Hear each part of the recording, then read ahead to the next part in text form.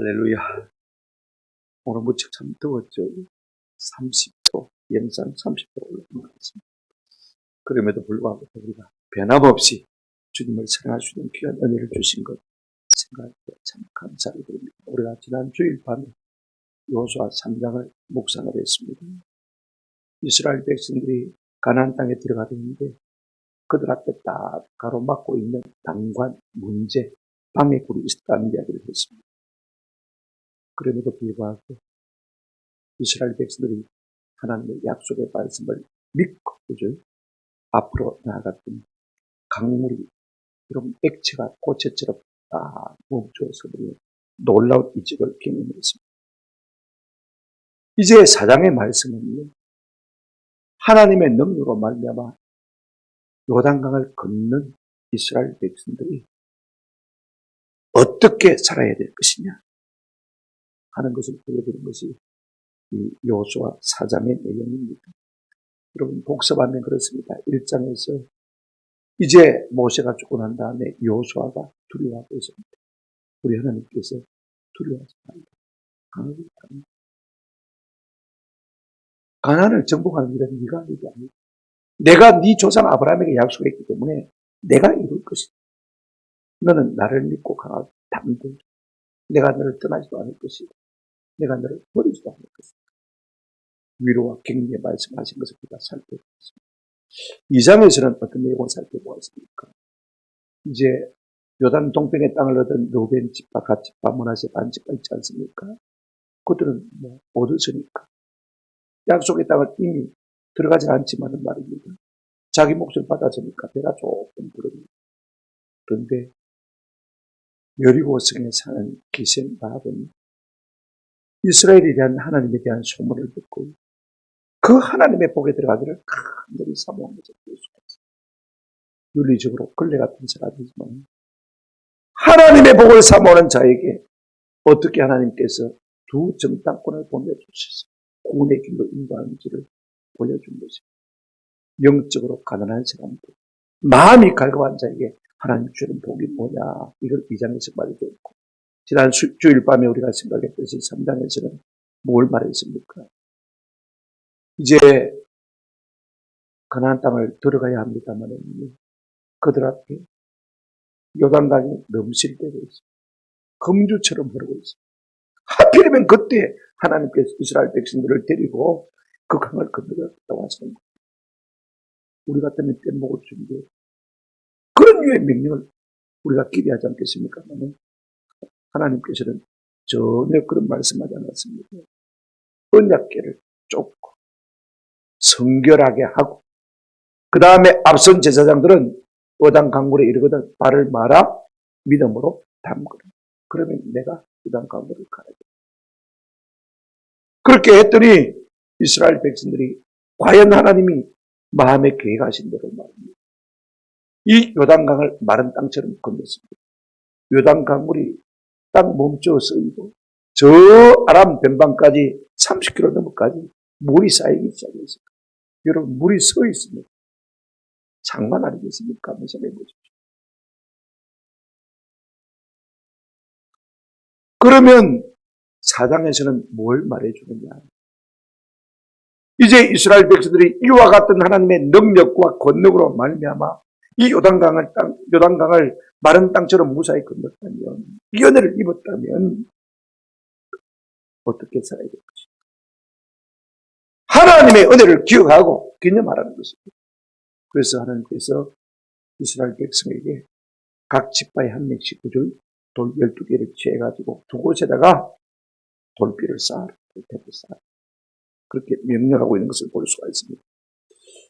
자, 여러분 보십시오.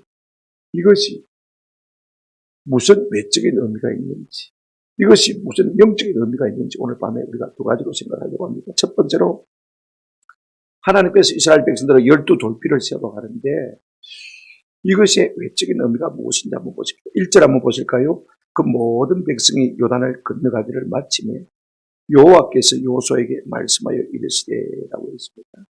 이제 이스라엘 백성들이 막 요단강을 마른 땅처럼 건넜습니다. 아직도 제사장은 요단강 한가운데 언약궤를 메고 서 있습니다. 이스라엘 백성들이 올라왔을 때 하나님께서 여호수아에게 올라오자 첫 번째 명령이 무엇입니까? 이게 와우 계속법입니다. 올라오자마자 여호수아에게 하나님 말씀하셨어요. 뭘 말씀하신 것입니까? 2절 3절 한번 보시기 바랍니다. 백성이 각 지파에 한 사람씩 12사람을 택하고 그들에게 명령하여 이르기를 요단 가운데 제사장들의 발이 굽게 선 그곳에서 돌 12를 취하여 택하여 그것을 가져다가 오늘 밤 너희가 유숙할 그곳에 두게 하라 하시니라. 이스라엘 백성들이 이미 나왔는데 미리 예정한 12사람을 불러가지고 다시 제사장들이 언약궤를 메고 서 있는 그 강바닥 한가운데 들어가서 12돌을 채해가지고 나와라는 것입니다. 그리고 너희가 유숙할 곳 어디입니까? 길갈이죠. 거기에 두라는 것입니다. 뭐 때문에 거기에 두라는 것입니까? 이제 날이 새고 다음날 아침이 밝으면 그 요단강 언덕에다가 뭘 하란 말입니까? 기념비를 세우라는 것입니다. 왜 하나님께서 이 일을 말씀하시는 것입니까? 4절 5절 한번 보시기 바랍니다. 여호수아가 이스라엘 자손 중에서 각 지파에 한 사람씩 준비한 12사람을 불러 하나님 말씀하신 그대로 지금 준행합니다. 5절 보실까요? 그들에게 이르되 요단 가운데로 들어가 너희 하나님 여호와의 귀 앞으로 가서 이스라엘 자손들의 지파 수대로 각기 돌 한 개씩 가져다가 어깨에 매라. 3장 11절에 이미 12명을 정해놨죠. 그래서 그 12명이 들어가서 이제 아마 자기 어깨에 매일 정도니까 큰 호박만 할 것입니다. 그죠? 그 돌을 가지고 나와서 이제 요단강가 언덕에다가 두는 것을 우리가 볼 수가 있습니다. 왜 하필이면 12돌입니까? 뭐 탑을 쌓고 기념비를 쌓으려면요. 그죠? 남자 장정들이 한 개씩 다 메고 나와야 그죠? 그럴듯한 탑이 안 되겠습니까? 그죠? 그런데 딱 12돌만 가져오라고 한 것을 볼 수가 있습니다.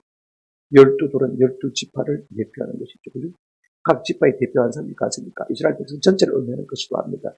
우리가 열왕기상 18장을 보게 되어지면 엘리야가 1대 850으로 바알 선자, 아세라 선자하고 영적 대결을 벌일 때 갈멜산 꼭대기에 이제 제단을 수축하는 것을 볼 수가 있습니다. 그때 12돌을 가져다가 쌓는 것을 볼 수가 있습니다. 한 지파에 하나씩 이스라엘 백성 전체 제단을 회복한다는 그런 의미를 가지고 있는 것을 볼 수가 있습니다. 그래서 12돌을 세웠습니다.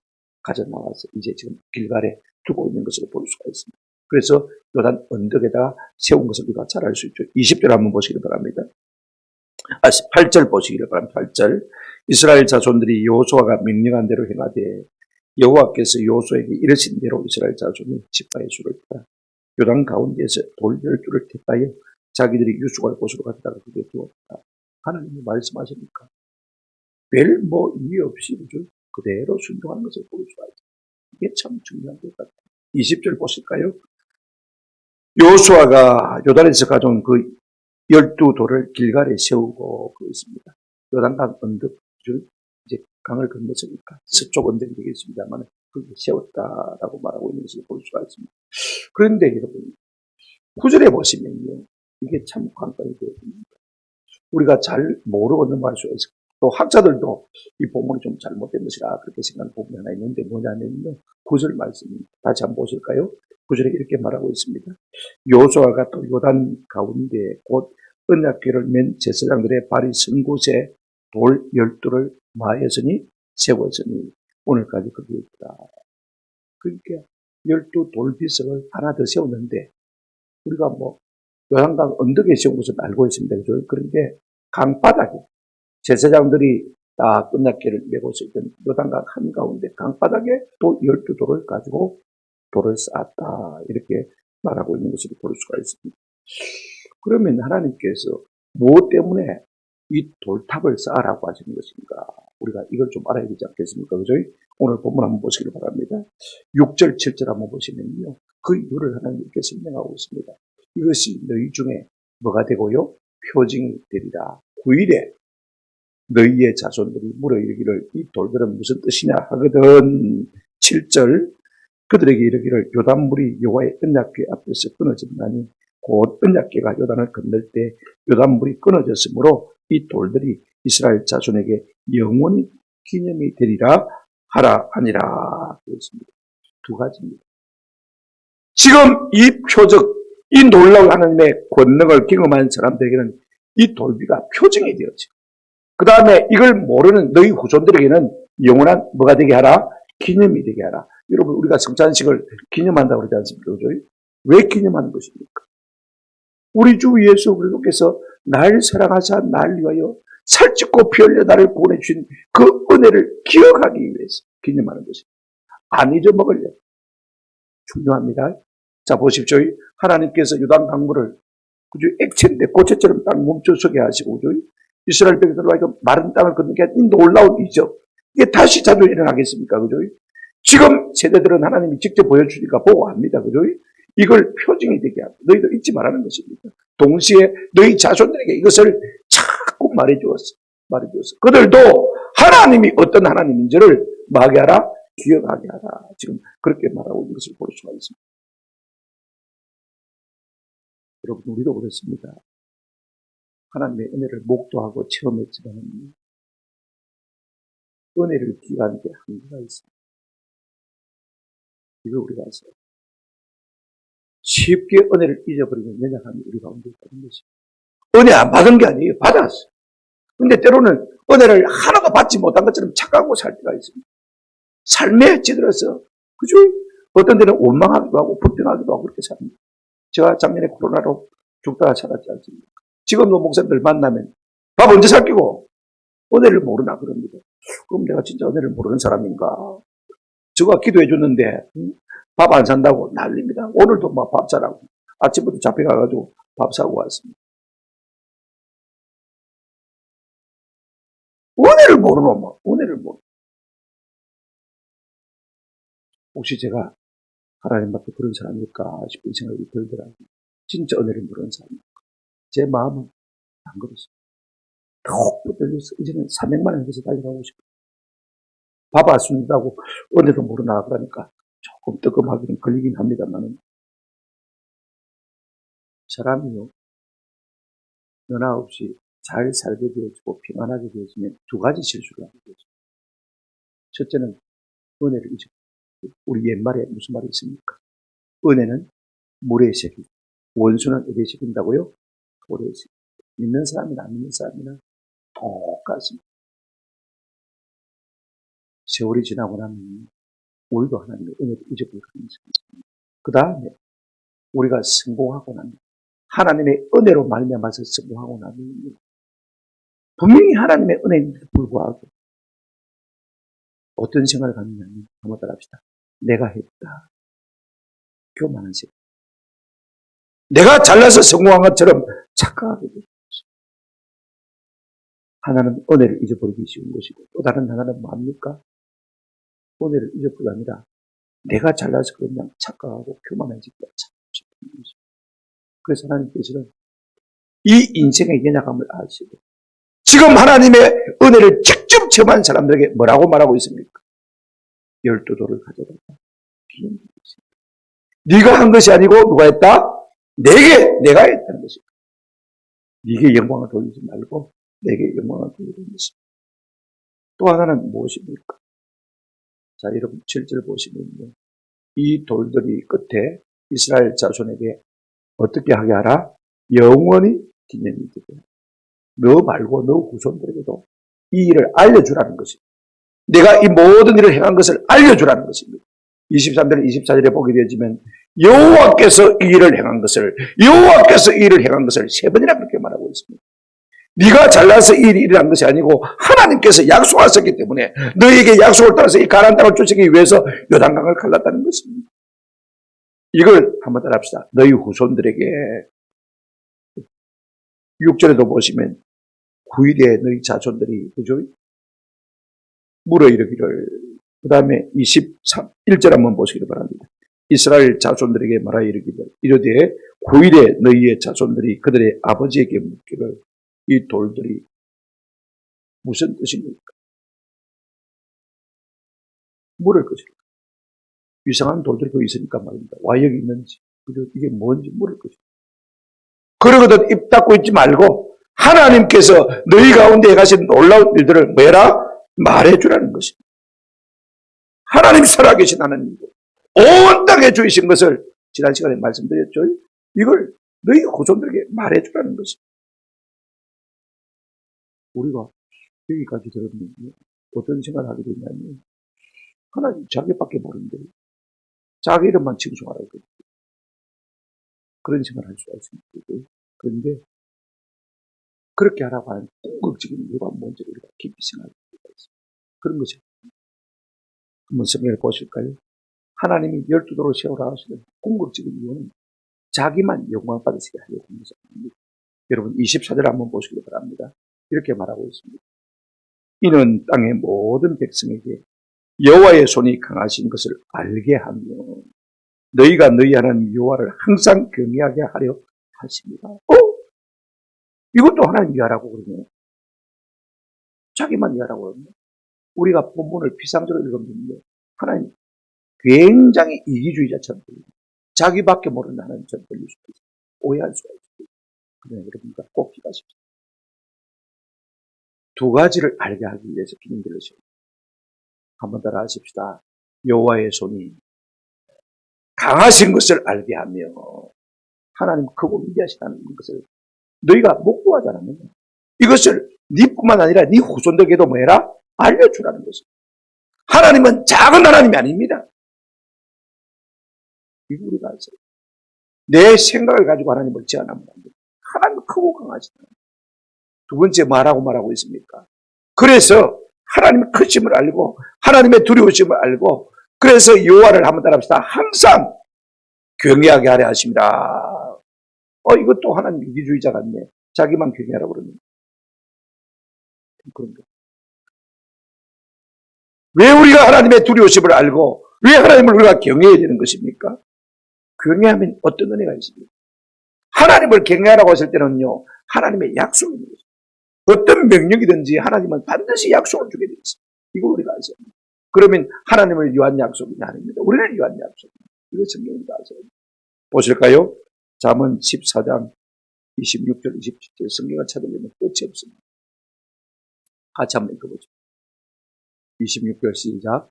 여호와를 경외하는 자에게는 견고한 노래가 있는 그 자녀들에게 피난처가 있습니다. 할렐루야. 우리가 늘 염려하는 것이 누굽니까? 자녀들 아닙니까? 내가 평생에 그들을 함께 살면서 지켜줄 수 있습니까? 없습니다. 우리가 여호와를 경외하면 그 자녀들에게 뭐가 있다고요? 견고한 노래가 있습니다. 그 자녀들에게 뭐가 되겠다고요? 피난처가 있습니다. 우리에게 복 주십니다. 아멘? 이거 27절 보실까요? 다 같이 시작. 여호와를 경외하는 것은 생명의 셈이니 사망의 그물에서 벗어난다. 나도 모르게 사망의 그물을 향해 달려갈 때 여호와를 경외하는 자는 하나님께서 그 사망의 그물에서 벗어나 생명에 이르게 하는 복을 주신다고 말씀하셨습니다. 할렐루야. 그래서 우리에게 하나님을 경외하는 법을 가르치라고 말씀하고 있는 것을 볼 수가 있습니다. 잠언 28장 14절 이것도 한번 같이 읽어보십시오. 다 같이 시작. 항상 경외하는 자에게 복되느니라. 마음을 완악하게 하는 자는 재앙에 빠집니다. 항상 하나님을 두려워하는 자는 복이 있습니다. 심지어는 말라기에 이렇게 말하고 있습니다. 4장 2절입니다. 제가 읽어드리겠습니다. 내 이름을 경외하는 너희에게는 공의로운 해가 떠올라서 치료하는 광선을 비추리니 너희가 나가서 외양간에서 나온 송아지같이 말이라. 할렐루야. 건강과 생명의 복을 주십니다. 왜 하나님을 크심을 알고 하나님을 경외하도록 가르치라라고 말하는데 결국은 우리가 뭐하도록 하나님 앞에 복받아 살 때도 하기 위해서 이 일을 가르치라고 말씀하고 있는 것을 우리가 볼 수가 있습니다. 그렇습니다. 여러분, 우리가 자녀들을 가르치 우리 1세대는 하나님의 은혜와 기적을 많이 경험한 사람입니다. 다 그런 간증이 있잖아요. 이걸 자꾸 자녀들에게 말해줘야 됩니다. 말하지 않으면 그들이 크고 강하신 하나님을 알지 못하고 하나님을 경외하지 못하면 결국은 많은 길로 나갈 수밖에 없는 거죠. 예를 들어서 우리가 한국 교회가 30년 후에 망한다고 하면 한번 생각해 보십시오. 누구 책임입니까? 우리 다음 세대가 망한다고 하면 누구 책임입니까? 30년 먼저 한번 합시다. 우리의 책임입니다. 이거 아죠. 우리가 안 가르쳤거든요. 우리가 경험한 하나님을 말하지 않았기 때문에. 그래서 우리가 기념비를 세우라는 것입니다. 내가 잘났다고 기념비를 세우는 것이 아니라 하나님을 기억하기 위해서, 내가 그걸 보면서 하나님이 행하신 일을 늘 내가 스스로도 기억하고 또 자녀손들에게 가르치기 위해서 기념비를 세우라, 그 말인 것입니다. 누가 요단 강물을 가르쳤습니까? 하나님이 가르쳤습니다. 우리는 우리 일이 조금 잘 되면 우리 자랑하기에 여념이 없었습니다. 그러나 그렇게 하면 하나님께서 이렇게 보고 주지 않습니다. 한번 더 갑시다. 하나님이 하셨습니다. 그래서 하나님께 기념비를 세우고 하나님께만 영광을 올려드리는 저와 여러분 되시기를 주님의 이름으로 축원합니다. 누가 잘 됐다고 엉거리게 배가서 내가 기도했다 이거 그러지 마십시오. 괜히 그래 놓고 산을 넘지. 하나님 할렐루야. 하나님께만 영광을 드리는 저와 여러분 되시기를 주님의 이름으로 축원합니다. 그렇다면 두 번째로 이 기념비를 세우고 하는 영적인 의미가 무엇일까 생각했습니다. 구절을 다시 한번 보십시오. 여호수아가 또 요단 가운데 곧 언약궤를 맨 제사장들의 발이 쓴 곳에 돌 12를 세웠더니 오늘까지 거기 있다. 자, 여러분, 언약궤가 두 곳에 세워졌다고 제가 말씀드렸죠. 그죠? 언약궤란다. 이 12돌비가 두 곳에 세워졌다는 거 말씀드렸죠. 하나는 어디예요? 요단강 언덕에 세워졌고, 하나는 어디 세워졌습니까? 요단강 바닥에 세워졌죠. 뭐 하나 두 개는 세워졌습니다. 강바닥에 말라고 있어야 돼요. 물 때문에 보이지도 않을 텐데. 지금은 물이 멈춰 있지만, 그죠? 조금 있으면 물이 합쳐지면 강바닥에 세운 돌이 보입니까? 안 보입니까? 어쩌면 썰려 내려갈지도 모르는데, 그죠? 말라고 세워야 합니다. 한번 생각해보세요. 왜 하나님께서 두 개나 세우라고 생각하십니까? 여러분, 요단강을 건너는 것은요, 이스라엘 백성들에게 분기점입니다. 역사의 분기점입니다. 기온 누구와 기온 전체는요, 중요한 분기점이 되었습니다. 이제 하나님께서 애굽 땅에서 이스라엘 백성들을 아브라함에게 약속하신 대로 큰 민족이 되게 하셨습니다. 그죠? 첫 번째 약속이 이루어졌습니다. 이제 요단강을 건너면 두 번째 약속이 말 것입니까? 이루어질 것입니다. 하나님께서 너와 네 후손에게 이 땅을 주겠다 약속하셨습니까? 두 번째 약속이 이루어지는 분기점입니다. 요단강을 건너는 거죠. 이 시점에서 하나님께서 요단강 물 속에도 돌비를 세우고 요단강 언덕에도 돌비를 세우고 뭘 말하는 거죠? 제가 간단히 한마디로 답을 먼저 말씀드리겠습니다. 그 다음에 조금 설명을 드리겠습니다. 한번 더 합시다. 이 두 돌비는 영적으로 세례를 의미합니다. 여러분, 세례가 뭐냐면 사도 바울의 말을 드리자면 로마서 곳곳에 죄에 대하여는 죽, 의에 대하여 하나님에 대하여 사는 것이 뭐다? 세례의 영적인 의미다. 그렇게 말씀했습니다. 그러면 이 두 돌비가 왜 세례가 되느냐? 23절 한번 같이 보시기 바랍니다. 23절 같이 한번 보시다. 시작. 너희의 하나님 여호와께서 요단물을 너희 앞에서 마르게 하사 너희를 건너게 하신 것이 너희의 하나님 여호와께서 우리 앞에 홍해를 말리시고 우리를 건너게 하심과 같습니다. 요단강하고 홍해 바다는 다릅니다. 그죠? 그러나 가르신 사건은 똑같습니다. 하나님의 능력입니다. 그죠? 그런데 이 홍해가 갈라진 사건하고 요단강이 멈춰선 것하고 영적으로도 의미가 같다는 것입니다. 자, 보십시오.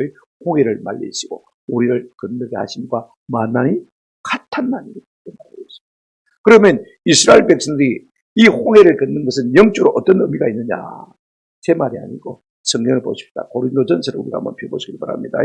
10장 1절 2절 화면에 나옵니다만 유심히 한번 보시기 바랍니다. 같이 한번 읽어봅시다. 시작. 형제들아, 나는 너희가 알지 못하기를 원하지 아니하노니 우리 조상들이 다 구름 아래에 있고 바다 가운데로 지나며 2절 모세에게 속하여 다 구름과 바다에서 뭘 받고요? 세례를 받고 이스라엘 백성들이 홍해 바다 속을 통과한 것을 세례받은 것이라고 표현하고 있습니다. 그러면 홍해 바다 걷는 것이나 요단 강바다를 걷는 것이나 똑같았다고 했죠. 그죠? 그러면 무엇입니까? 요단강을 걷는 것도 뭐예요? 세리라 그 말인 것입니다. 물 가운데로 빠졌다가 다시 나온 것. 이걸 갖다가 영적인 의미에서는 뭐로 비유하고 있습니까? 세리로 비유하고 있는 것을 우리가 볼 수가 있습니다. 답은 세리란 말이죠. 여러분, 밥티죠.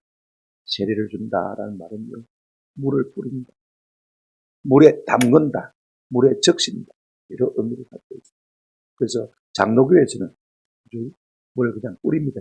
그래서 우리가 제가 세례 줄 때 그냥 물을 찍어서 바르고 세례를 주느라. 침례교에서는 지금도 어떻게 합니까? 저 강 같은 데서 건너간 곳에 나가가지고 물에 담갔다 세례를 주는 것을 볼 수가 있습니다. 어떤 의미에서는요, 침례교에서 하는 것이 맞습니다. 물론 이제 우리가 도시화되고 또 마땅한 한정한 강이 없어서 그데 가서 세례 주기 힘들기 때문에 침례교에서도 요즘은 교회당에다가 강대상 뒤에다가 이 침례조를 만들고 욕조 비슷하게 만들어가지고 거기서 세례를 주는 우리가 볼 수가 있습니다만, 물에 들어갔다가 나오는 것이 뭘 의미합니까? 여러분, 물에 한번 들어가면 죽었구나 싶은 생각이 듭니다. 몇 번 마시고 나면, 그죠? 그러다가 다시 나오면 어떻습니까? 이제 내가 살았구나. 동시에 뭘 경험합니까? 죽었다가 사는 것을 경험하는 것이 세례가 그런 것입니다. 한번 따라합시다. 세례는 죽고 사는 것입니다. 뭐가 죽는 것이냐면 죄에 대하여 죽는 것입니다. 뭐가 사는 것이냐? 하나님에 대해서, 의에 대해서. 자, 그렇다면 우리가 이제 두 돌무더기를 생각했는데, 이 요단강 한가운데 세운 두 돌무더기를 생각해보죠. 강바닥에 있는 돌무더기를 생각해보죠. 그럼 이건 뭘 의미하겠습니까? 한번 들어갑시다. 죽은 이스라엘, 죽은 강바닥을 통과해줍니까? 물속을 통과해줍니까? 죽은 나를 의미하는 것입니다. 우리가 민수기 강해를 통해서 살펴보았습니다만, 민수기 11장부터 25장까지는 진짜 이스라엘 백성들의 광야 생활에 대해서 기록하고 있는 전부가 하나같이 하나님을 대적하고 있는 것입니다. 민수기 11장 보세요. 이스라엘 백성의 탐. 12장 하나님이 세우신 저자 반유가. 13장 14장 가나안으로 올라가는데도 불구하고 안 올라가고 하나님 못 망하고 15장 안식일 여기는 사람이시고, 16장 17장 모세와 아론을 대적하고, 계속 25장까지 모압 여인과 음행하고 우상숭배. 이것이 광야 생활하는 이스라엘 백성의 모습인 것을 볼 수가 있습니다. 여태까지 죄 가운데 살았어요. 다시 요단강을 건넙니다. 그죠? 그러면서 한번 따라합시다. 죄에 대하여 죽고 물세례를 받으면서 이제 죄에 대해서 죽는 것입니다. 전에는요, 하나님께 대해서 죽었기 때문에 하나님이 하지 말라는 것은 골라서 했어요. 하나님에 대해서 죽었으니까, 하나님에 대한 개념이 없으니까, 마귀가 와서, 제가 와서 우리 보고 미워해라, 시기해라, 원망해라, 바람 피워라, 술 먹어라, 담배 피워라 그러면요, 어땠습니까? 한 번도 그것에 대해서 거역한 것이 없이 그냥 앞서서 달려갔어요. 로마서에 보면 3장 15절에 그 발은 피 흘리는데 만지라 빠른지. 우리가 마귀에게 이끌려가 죄에 이끌려가지고 죄 짓는데 빨랐어요. 왜 그렇습니까? 하나님에 대해서 죽었고 무엇에 대해서 살았기 때문에 죄에 대해서 살았습니까? 살아있는 게 죄니까 말입니다. 그래 내 마음대로 산 것을 볼 수가 있어요. 우리가 다 전에 듣고 있습니다. 하나님에 대해서 죽어 있으니까 죄에 대해서는 막 죄마다 살아가지고 죄 짓는 일에 여념이 없었어요. 요단강을 통과하면서, 그죠? 한번 따라합시다. 죄에 대해서는 죽고 그 한가운데 누가 서 있었습니까? 제사장들이 언약궤를 내고 서 있었어요. 제사장들은 지금도 대제사장 되시는 예수 그리스도를 상대하는 것입니다. 그가 죽음으로 우리가 다 죽은 것입니다. 그리스도와 합하여 십자가에 우리 자신을 못 박은 것입니다. 죄에 대하여 죽는 것이 뭐라고요? 세례인 것입니다. 그래서 그 강바닥에 돌비를 세우라고 말합니다. 그러면 두 번째 돌비의 정에 대해서 생각해 봐야 되겠고요. 이제 길갈 땅에다가 요단강을 올라와서 그죠? 그 언덕에다가 이제 12돌비를 세우는 것을 볼 수가 있습니다. 이게 또 뭘 의미합니까? 반대로 생각하면 되겠죠. 그죠? 한번 따라합시다. 하나님께 대하여, 의에 대하여 산자가 되었음을 의미합니다. 여태까지는 죄와 세상에 대해서만 살았습니다. 하나님에 대해서는 죽어 있었습니다만 이제 요단강을 통과하고 이제 죄와 세상에 대해서 죽고 하나님과 의에 대해서 사는 날을 의미하는 것이 바로 이 요단강 언덕에 있는 12기념도인 것을 볼 수가 있습니다. 에베소서 2장 1절에 성경이 우리에게 이렇게 말하고 있습니다. 그는 허물과 죄로 죽은 우리를 마셨도다 살리시고 사도 바울은 갈라디아서 2장 20절에 내가 그리스도와 함께 죽고 그리스도와 함께 뭐 했다? 살았다. 이제는 내가 세례받고 전에는 그리스도와 함께 죽은 자 되었지만 이제는 내가 하나님께 대하여 산 자가 되었다. 영적으로 죽은 날은요. 그렇지 않습니까? 설교를 들어도 맹탕입니다. 그때밖에 없습니다. 아무리 믿음으로 살라고 사명으로 살라고 해도요. 귀밖에 들리는 것입니다. 그러나 진짜 성령으로 세례를 받고 우리가 죄에 대해서 죽고 하나님에 대해서 살면 하나님의 말씀이 우리가 들려오기 시작합니다. 믿어지기 시작합니다. 우리의 사명이 잡히기 시작합니다. 그 사명을 향해서 달려가고 싶은 욕망이 우리 가운데 새롭게 일어나는 것입니다. 오늘 우리가 이와 같은 은혜 가운데 있기를 주님의 이름으로 축원합니다. 돌아가시거든 로마서 6장을 여러분들 한번 잘 살펴보시기 바랍니다. 이것이 죄에 대한 원리가 되겠습니다. 전에는 우리가 다 하나님에 대해서 죽고 죄에 대해서 살았습니다. 그러나 그리스도와 합하여 세례를 받은 적 우리가 죄에 대해서는 죽고 하나님에 대해서 산 자가 되었다. 그렇게 말하고 있습니다. 오늘 우리가 진짜 성령 세례를 받았다면 죄에 대해서는 죽고 하나님에 대해서는 사는 은혜가 있기를 주님의 이름으로 축원합니다. 이 기념비를 세우라는 것입니다. 내가 그 세례받은 거 기억하라는 것입니다. 내가 그 성령 세례받은 거 기념하라는 것입니다. 기억하라는 것입니다. 기념의 돌비를 세우라는 것입니다. 그걸 내가 기억하고 있어야 내가 거듭난 사람인데 내가 하나님에 대해서 산 사람인데 이제는 내가 죄에 대해서 죽은 사람입니다. 내 정체성이 분명해지는 것입니다. 오늘 우리가 그와 같은 정체성 가운데 살기를 주님의 이름으로 축원합니다. 여러분 보십시오. 어거스틴이 회개하고 주님의 종이 되기 전에는 얼마나 방탕했습니까? 한 번은 길을 가는데 옛날에 같이 놀던 술집 작구가 쫓아와서 반갑다. 왜 요새 그렇게 안 보이냐고 너무 반가워가지고 막 손을 붙듭니다. 그때 이 어거스틴이 한 말이 참 유명한 말이 하나 있습니다. 한번 따라 합시다. 너는 너로되 나는 나로다. 옛날에 내가 아니라 그 말인 거지. 이제는 옛날 이런 죽었다. 우리 옛날에 깡패 출신 목사님, 김욱주 목사님, 부흥야사에 대해서 막 해야 되겠다. 한 번은 아마 지금처럼 여름날인가 어느 시골 교회에 이제 부흥 강사로 초대를 받아가지고 죄를 넘어서 언덕길에 올라왔어요. 언덕에 오르니까 좀 쉬어가야 되겠다 싶어서 바람을 맞고 싶어 있는데 한 사람이 또 훌레불떡 올라오더랍니다. 우락부락하게 시작하더랍니다. 그러더니 비켜 임마. 시비를 부릅니다. 앉아있는데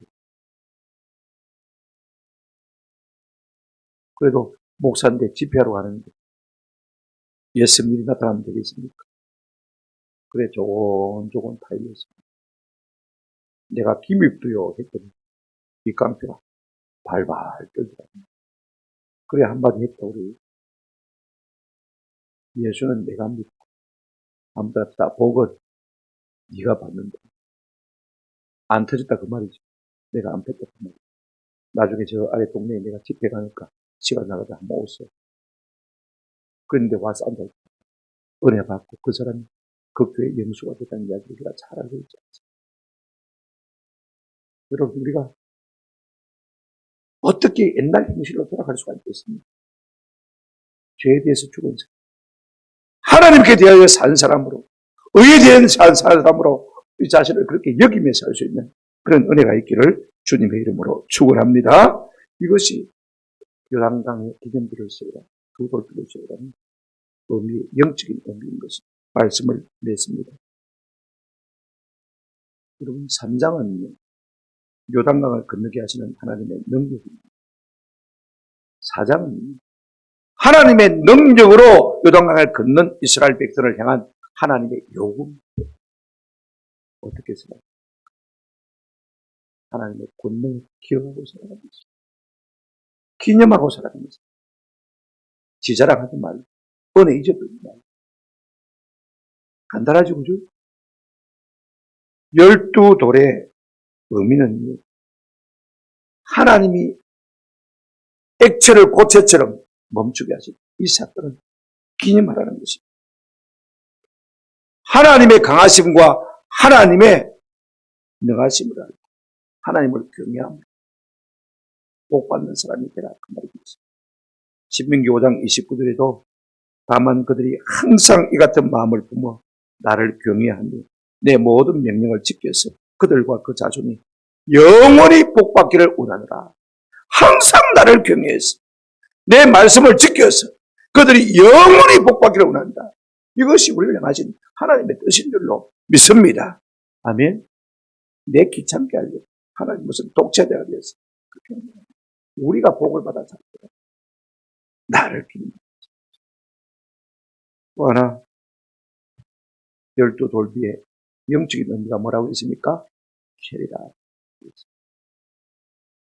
강바닥에 있는 돌은 옛날에 나는 죄에 대해서 살고 나는 뭐하고요? 그 다음에 언덕 위에 있는 돌들은 뭐라고 했습니까? 의에 대하여 하나님께 대해 산 것이라고 말씀을 드렸습니다. 여러분, 이런 기념들을 세워놔요. 한번 더 합시다. 나는 죽고 예수로 산다. 이런 모토가 있어요. 내 마음속. 이제는 내가 예수로, 나는 죄에 대해서 죽고 예수로만 삽니다. 이제는 내가 하나님 앞에서만 살아야 되는 나이입니다. 하나님 앞에서 사는 정도가 아니라 그 말씀 앞에서 더 예민해지고 싶습니다. 들어도 못 들은 척, 듣고도 깔아뭉개고 그렇게 사는 것이 아니라 하나님이 내게 작게 말씀하시고 마치 주파수가 정확하게 맞춰진 라디오처럼 찝찝거리는 소리를 내지 않고 그 말씀이 내 속에 선명하게 되겠어. 그 말씀에 바르게 반응하며 사는 삶을 살기를 결단하는 은혜가 우리 가운데 있기를 주님의 이름으로 축원합니다. 그래야 하나님을 경외하게 되죠. 그래야 우리가 하나님이 우리 가운데 예비하신 복을 영원히 받아들일 수 있는 것입니다. 우리가 살면서 세상의 길에서 어거스틴처럼 그렇게 살아가십시오. 한번 따라합시다. 너는 너로되 나는 나로다. 나는 죄에 대해서 죽고 나는 하나님께 대해서만 살아. 이 마음의 객단과 각오를 가지고 이 세상을 이기고 승리하시는 저와 여러분 되시기를 주님의 이름으로 축원합니다. 아멘.